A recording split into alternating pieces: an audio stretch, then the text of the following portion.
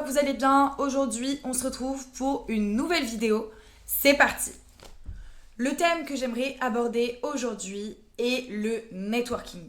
Je l'ai beaucoup mentionné dans mes vidéos, je l'ai beaucoup mentionné dans mes posts et je l'ai beaucoup mentionné lorsqu'on a eu la possibilité d'échanger. Et le networking, c'est quelque chose qui est essentiel aujourd'hui pour réussir en investment banking. Je vous explique pourquoi. Je vous donne avant tout les raisons pour lesquelles le networking en investment banking est primordial. Première chose, c'est qu'il va vous donner accès à de nombreuses opportunités que vous n'aurez pas via la candidature spontanée. Ensuite, dans un second temps, il y a l'apprentissage et le développement professionnel. Avec le réseau que vous allez vous construire, vous pourrez donc être en contact avec des experts, des passionnés qui pourront vous donner des insights sur les process, mais aussi sur leur expérience en M&A, en PE ou en venture capital. En bref, en investment banking. Ça va également vous donner une réputation et une certaine crédibilité, puisque le fait d'élargir votre réseau va vous permettre d'avoir accès à certains postes, à certaines informations, et également va vous donner une visibilité sur le marché de l'investment banking. Ensuite, on a la partie support et mentorat. Forcément, si vous avez développé votre réseau, que vous avez un contact qui bosse dans telle ou telle banque, dans tel ou tel fonds, alors il pourra vous aider et vous conseiller sur tout le process de candidature et potentiellement vous recommander. Donc voici avant tout les raisons pour lesquelles le networking est primordial en investment banking. Maintenant, je vais quand même vous parler de la préparation au networking. C'est vrai que j'ai pas mal de questions qui tournent autour de comment je fais pour networker, comment je fais pour envoyer un message. Oui, mais les gens ne me répondent pas sur LinkedIn. Oui, très bien. Il y a une préparation à tout ça. Et donc aujourd'hui, le but, c'est que je puisse tout vous expliquer de A à Z, le protocole à suivre. C'est vrai que je l'ai pas mal annoncé et je l'ai pas mal dit dans mon guide du networking que j'ai récemment publié sur LinkedIn.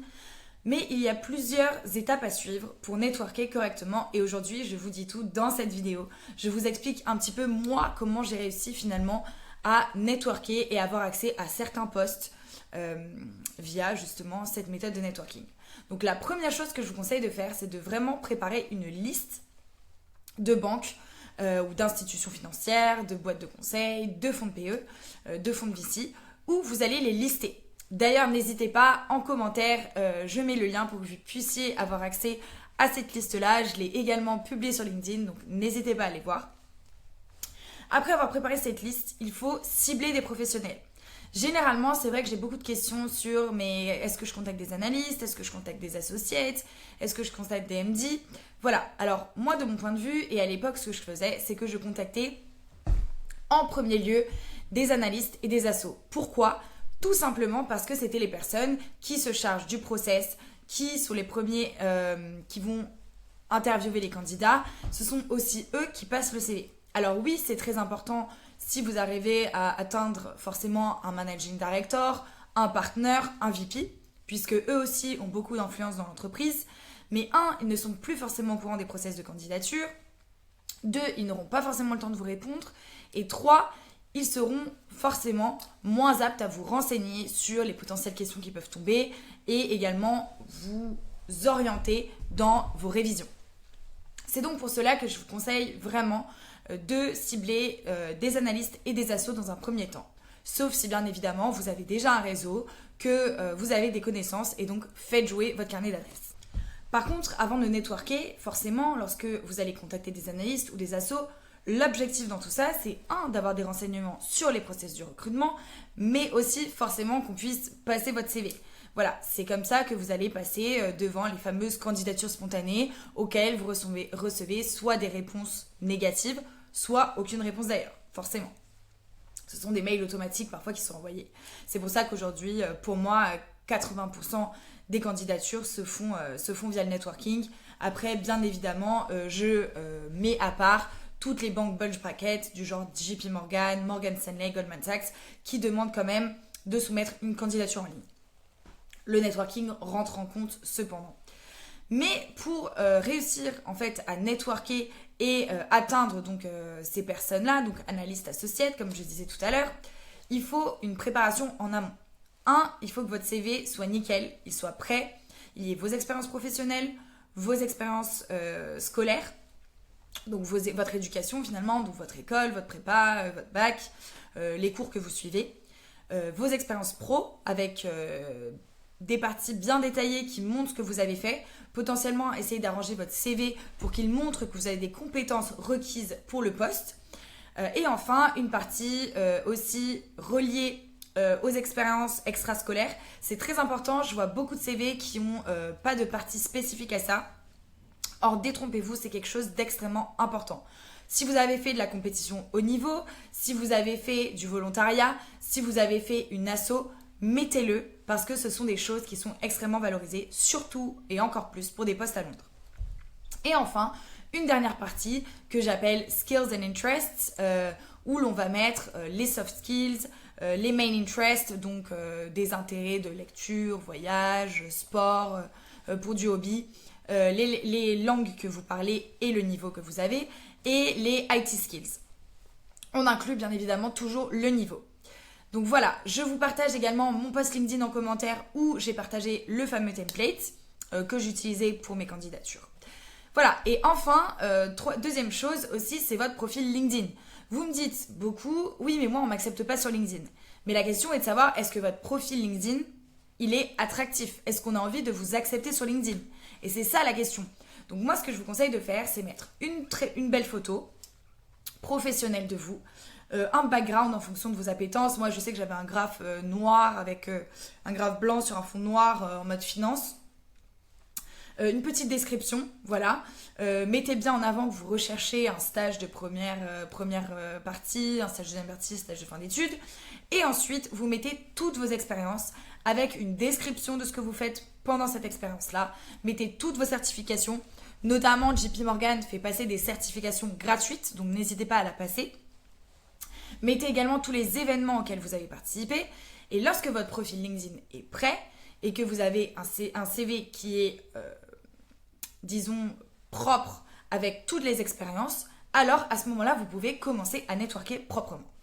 J'aimerais bien vous partager un tips forcément parce que à l'époque, moi, c'est vraiment le fait d'avoir accès à la communauté au UK suite à la participation d'un événement que j'avais fait avec SEO London où j'avais rencontré en fait tous les étudiants dans les universités au UK. Et ils publiaient énormément sur LinkedIn, ils mettaient tous les événements auxquels ils avaient participé, ils taguaient tout le monde sur les posts. Et moi, je trouvais ça un peu too much. Et c'est vrai qu'aujourd'hui, on va en France, on poste quelque chose sur LinkedIn. Alors, soit on a un petit commentaire où on se fiche de nous, soit on va dire « Ah, mais qu'est-ce que tu fais? C'est too much. » Eh bien, détrompez-vous. Comme je vous l'ai dit, plus vous allez poster sur LinkedIn, plus vous allez grossir votre réseau. Moi, aujourd'hui, le réseau que j'ai, c'est parce que j'ai posté, c'est parce que j'ai contacté, j'ai ajouté des gens, j'ai échangé avec ces personnes.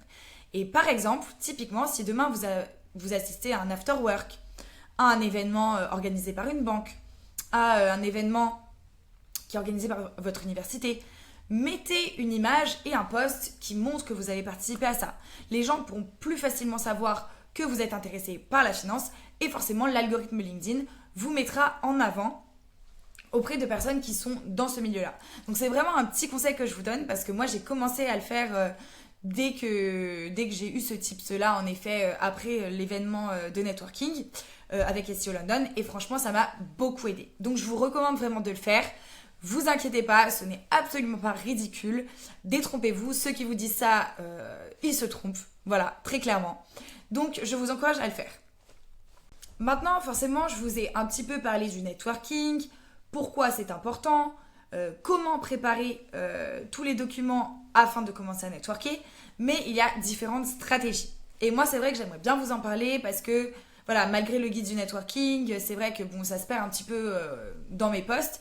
Et j'aimerais faire cette vidéo pour que vous ayez vraiment toutes les stratégies possibles pour que vous puissiez réussir à networker. Première chose, c'est les événements qui sont organisés par des banques. Voilà.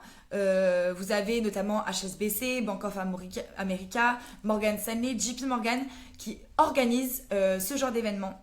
Donc soit en virtuel, soit du coup en personne.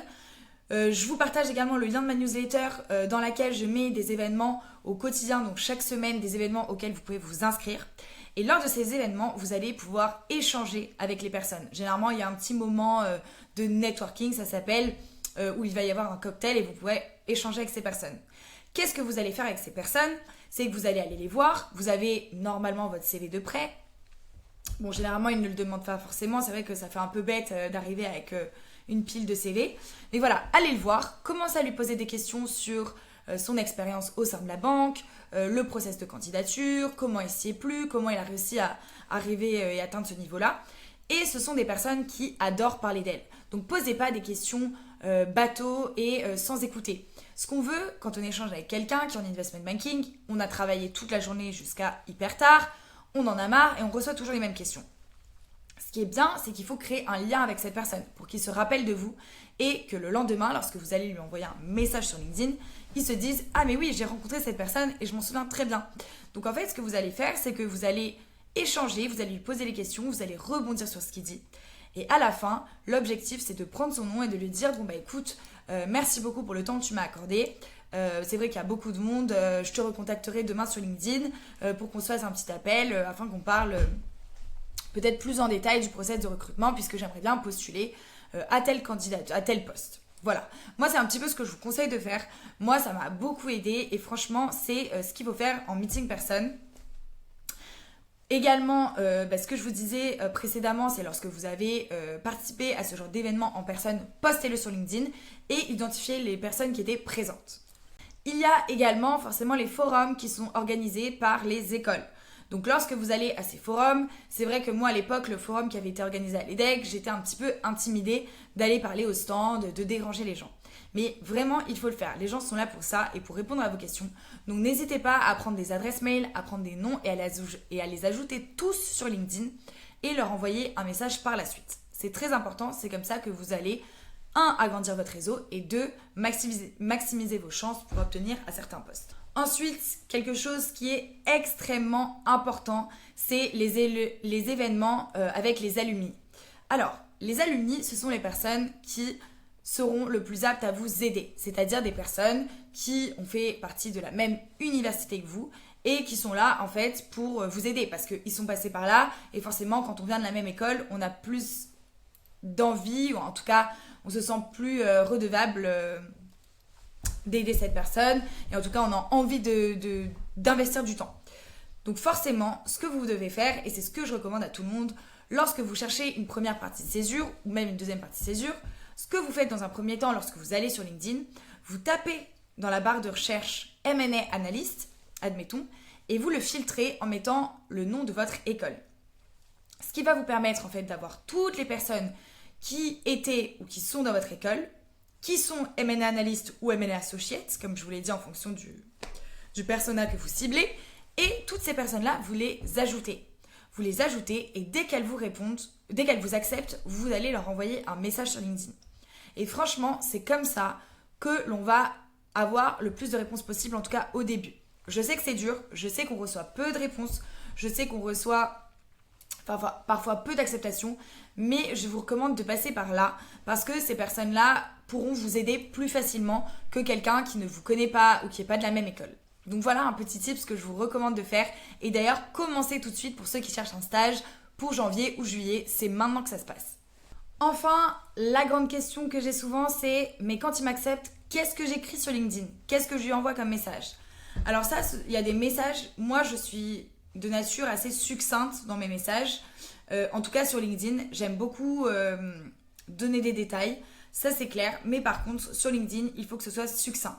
Ils reçoivent des tonnes de messages, ils n'ont pas forcément le temps, donc il faut que ce soit court. Donc dites juste votre situation actuelle, l'école dans laquelle vous êtes, que vous vous êtes renseigné sur la banque et que vous aimeriez en savoir plus sur le process de recrutement, et est-ce qu'il aurait juste 5 minutes pour pouvoir en discuter au téléphone rapidement, sachant qu'on est très bien au courant qu'ils ont peu de temps. Donc voilà, moi c'est des messages que je ferai. Vous pouvez aussi également envoyer des mails. À partir du moment où vous avez une adresse mail, vous pouvez leur envoyer un mail un peu plus détaillé avec votre CV en pièce jointe. Et surtout, n'ayez pas peur de déranger. Alors, on a toujours ce préjugé de dire oui, mais si j'envoie trop de messages LinkedIn, si j'envoie trop de mails, ils vont me blacklister. Pas du tout. Dans ce milieu, on recherche des gens qui sont motivés, qui sont prêts à donner de leur personne pour travailler dans ce milieu-là. Donc franchement, vous ne serez jamais blacklisté si vous avez envoyé un message poli. tout simplement, et respectueux, et que vous avez relancé de façon, disons, respectueuse aussi. C'est vrai que j'ai reçu pas mal de messages parfois où on me disait juste up ou un pouce pour me relancer. Alors ne faites surtout pas ça, parce que à ce moment-là, vous passez pour quelqu'un qui n'est pas sérieux. Mais en tout cas, n'hésitez pas à relancer. Moi, ce que je faisais, dernier petit conseil, c'est que j'avais un Excel, voilà, un tracker que j'appelle ça, j'appelais ça comme ça, et où je mettais toutes les banques que j'avais contactées, les personnes que j'avais contactées, et je mettais un petit peu le message de follow-up. Donc je me préparais une séquence de 3 messages à peu près, et au bout de 3-4 jours, lorsqu'ils ne me répondaient pas, hop, je renvoyais mon deuxième mail. Ainsi de suite, et vous faites ça tous les jours. Franchement, il faut que vous soyez bloqué chaque jour de LinkedIn. Alors, pas de LinkedIn, mais juste le fait que vous ayez trop ajouté de personnes. Tous les jours, il faut en ajouter un maximum. Alors, le conversion rate entre ceux qui vont vous accepter et ceux qui vont vous répondre est faible. Mais par contre, c'est comme ça que vous allez obtenir des opportunités. Et je vous assure, c'est en participant à des événements, c'est en participant à des forums, c'est en publiant sur LinkedIn, en contactant les gens sur LinkedIn également, sur vos groupes d'école aussi. Il y a un groupe Edge également que je vous invite à rejoindre, je vous mets le lien également, où on a notre grosse communauté d'étudiants qui ont rejoint notre aventure. D'ailleurs, merci à tous. Et également des étudiants qui sont à l'étranger, qui donnent des insights un petit peu sur les process de recrutement. Donc je vous invite à rejoindre ce groupe. Comme ça, vous pourrez poser vos questions et c'est comme ça aussi que vous networkez et que vous rencontrez de nouvelles personnes. Donc voilà un petit peu les conseils principaux que je peux vous donner sur le networking. Alors c'est vrai qu'il y en a beaucoup, il y a différentes stratégies. Moi c'est la stratégie que j'ai mis en place et qui m'a permis aujourd'hui de faire passer mon CV, de grossir mon réseau en tout cas et d'avoir aussi accès à une communauté qui va au-delà de la France. Parce que forcément aujourd'hui le hub de la finance un peu rêvé, tout le monde c'est Londres. Donc voilà, moi c'est grâce à toutes ces méthodes-là que j'ai réussi à obtenir mes stages. Bryan Garnier, c'était via le networking. City, j'ai postulé en ligne, mais j'avais networké et c'est comme ça que je suis passée en entretien. Le spring et le summer, alors c'était en ligne, c'est des choses assez différentes qu'on pourra aborder dans une autre vidéo. Mais voilà, faut toujours networker, c'est comme ça qu'on obtient ses postes, ses opportunités. Tous les stages que j'ai eus, tous les entretiens que j'ai eus, c'était par networking. Donc voilà, si j'ai réussi, vous pouvez tous réussir très sincèrement. Et je vous invite donc à suivre cette méthode que j'ai pu vous partager aujourd'hui. En tout cas, j'espère que cette vidéo vous a plu, qu'elle va vous servir. Et surtout, n'hésitez pas à me faire un petit feedback en commentaire. Et on se retrouve pour une nouvelle vidéo très bientôt. Bisous!